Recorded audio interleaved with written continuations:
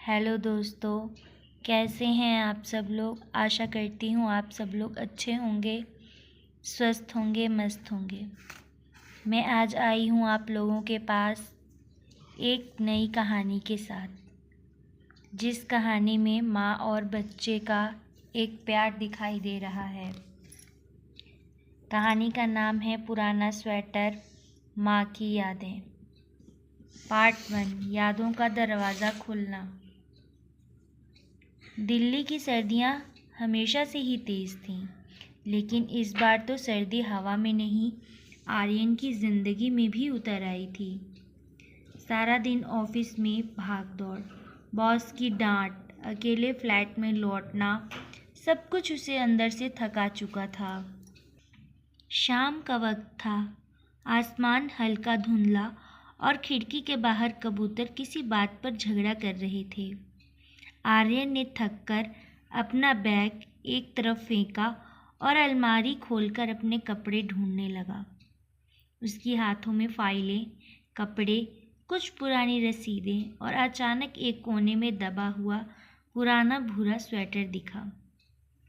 हल्का सा धागा निकला हुआ, थोड़ा फीका पड़ा रंग, लेकिन हाथ में लेते ही एक अजीब सी माँ वाली गर्मी महसूस हुई। जैसे ही उसने स्वेटर उठाया, बचपन की तस्वीरें उसके सामने तैरने लगीं। उसे याद आया, हर साल नवंबर में माँ सबसे पहले उसका स्वेटर निकालती थी और पूछती थी, इस बार तुझे कौन सा रंग चाहिए बेटा? और वो हमेशा बोलता था, माँ ये भी ठीक है, बस ठंड ना लगे। माँ हमेशा हंसती थी, ठंड तेरे बाप को लगेगी, तू तो बस बहाना ढूंढता है छींकने का। उनकी हंसी में एक अजीब सी मिठास थी, जो अब बस यादों में ही बची थी। पार्ट 2, बड़ा होना और माँ से दूर होना और माँ का बीमार होना। कॉलेज आने के बाद सब बदल गया। दोस्त, मोबाइल, सेल्फी, इन सब के बीच माँ की नर्म ऊन से बुनी दुनिया कहीं पीछे छूट गई। एक बार उसने कॉलेज में मम्मी का बुना हुआ स्वेटर पहना था, तो उसके दोस्त हंसने लगे थे, भाई ये तो गांव वाला लगता है। आर्यन भी हंस पड़ा था, लेकिन उस रात जब माँ ने वीडियो कॉल पर पूछा कैसा लग रहा है स्वेटर, तो उसने झुंझला कर कहा, माँ प्लीज़, अब बच्चे नहीं हैं हम, ये पुराना स्टाइल मत भेजा करो। कुछ पल की चुप्पी के बाद माँ ने बस इतना कहा, अच्छा कोई बात नहीं बेटा।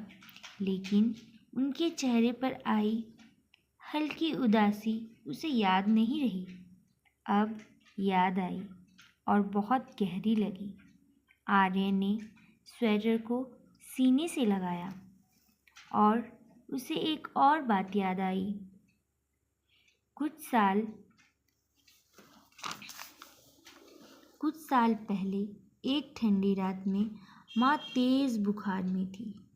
फिर भी वो उठकर उसके लिए सूप बनाने रसोई में चली गई थी।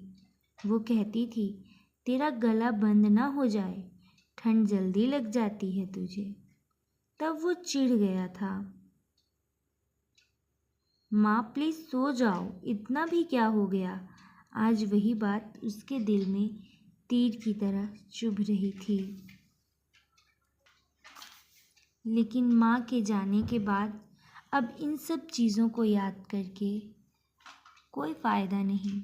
इसलिए जब तक माँ बाप हैं उनकी सेवा कीजिए, उनके साथ रहिए, उनकी कही हुई बातें मान लिया कीजिए।